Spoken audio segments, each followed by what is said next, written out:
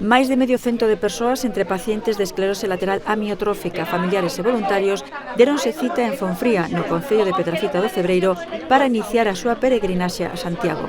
O presidente da Diputación, José Tomé, mantivo un encontro cos usuarios de Agaela na saída desta primeira etapa, no que tamén participaron o alcalde José Luis Raposo e a vicepresidenta da asociación, Susi Seoane. O máximo responsable provincial puxo en valor o seu esforzo e a iniciativa, organizada polo Grupo Compostela, que ten por obxectivo dar visibilidade a unha enfermidade que afecta a unhas 4.500 persoas en España, o que a sitúa como terceira patoloxía neurodexenerativa máis frecuente, só por detrás do Alzheimer e o Parkinson. Tomé Roca fixo especial fincapé na importancia de impulsar a investigación para avanzar no coñecemento desta patoloxía e desenvolver novos tratamentos que permitan mellorar a calidade de vida dos pacientes e das súas familias.